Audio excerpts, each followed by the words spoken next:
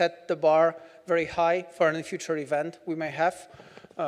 So thanks so much for coming. I think it's Ahmed thanked the local team yesterday, but I think the organization was impeccable. So I think it's a good opportunity to thank again, like Ahmed for willing to host, Heba, Zaina, Sarah, and Wadia, who've put a lot of effort over the last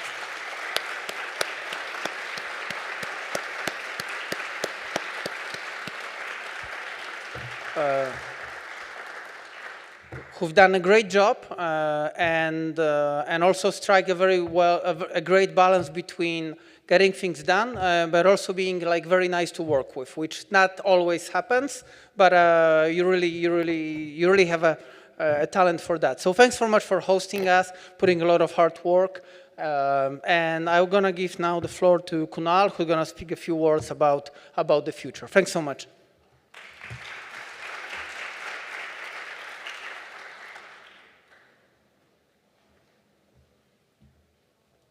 When you get to the end of a very interesting conference with 2 days of fantastic papers, plenaries, and a mix of policy and strong academic work, the question you ask yourself is, what next? So I'm going to answer the what next question 2 ways. First, the what next question on the conference itself, the Jobs and Development Conference, which we do think has been a success, not just this conference, the ones before. And of course, you can see the momentum developing in this conference in terms of papers submitted and so on. So the what next question on the conference is that we do believe this conference should have a 2-year cycle, which is what has been the case in the past. And so the next Jobs and Development Conference will be in 2026. Location yet to be determined. However, if you or the institution has an interest in hosting this conference, please get in touch with us. And we do have a slight preference. The conference should be possibly Latin America or Asia, because these last 2 conferences have been in South Africa and in Egypt. So if your institution wants to host this wonderful conference, and we would very be keen to hear from you. It doesn't have to be Latin America, Asia. It could be also in Europe. But of course, our preference is the Global South. So that's the first what next question. The second what next question is not linked to the conference per se.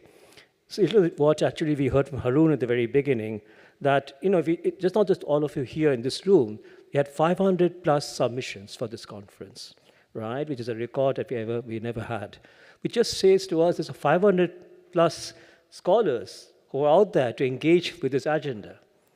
And then the question is that, okay, so where is then the place to meet virtually or physically for this 500 plus who at least express interest in being here, right? And if you look around you in terms of different labor economic societies, there is a big gap there. Why? Because we have one for the US, the Society of Labor Economics, SOLE. We have one for Europe, the European Institute of Labor Economics, EALE. We have one not as well known in Australia and North Asia, but there's nothing really for South Asia. There's not a Society of Labor Economics in Africa, and there isn't one in Latin America. I'm talking of labor economic societies, right? So there's a big gap. I mean, that's pretty much, if you look at the population, we're talking about a huge part of the population in the world where we do not have a labor economics society or association which is bringing together this community scholars and practitioners discussing the kind of issues we have in this conference.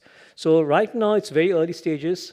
You're thinking about a society or association or whatever you want to call it of Global South scholars and practitioners or scholars interested in Global South labor economics issues that we might then start forming out of this community of scholars and practitioners that can then take over perhaps some responsibility for the conference or not, or at least certainly try and find ways to interact with each other much more than we have in a once in 2 years sort of timeline.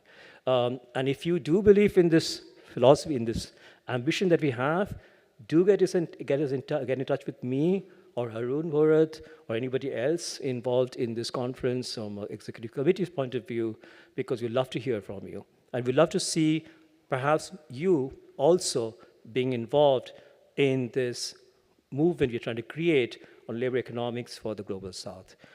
So let's hope 2 years from now when you come back, reconvene in wherever we're going to be we do have something of this kind or something tangible coming out of this discussions that are going on in this conference. It would be a pity if this conference we finish 2 years later, I mean, that we don't really meet again for 2 years, and there must be ways that we try and meet up, at least virtually.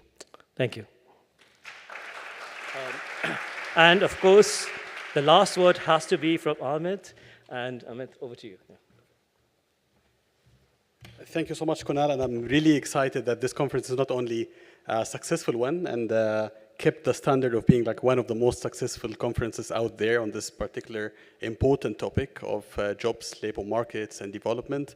So I'm really excited about that, but also particularly excited that it's becoming a platform to think even bigger and to become kind of like the starting point of thinking around having a society for us as researchers interested in both labor markets and development. So it's really exciting. Like we are always dreaming big, and I'm glad. I'm so much looking forward to the future.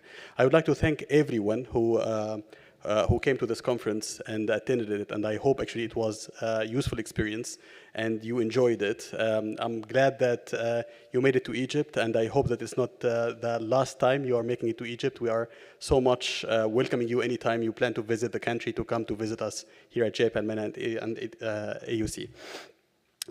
One final thing, I would like to celebrate a very special person today with a round of applause, because he's retiring from Cornell University, Gary Fields, after several decades of dedication and addition to this field.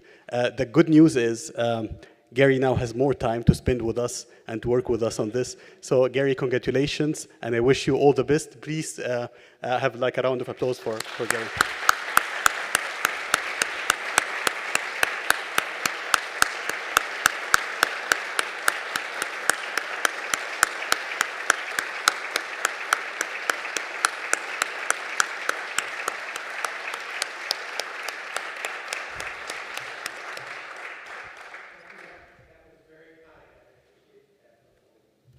Thank you. Yeah, one second.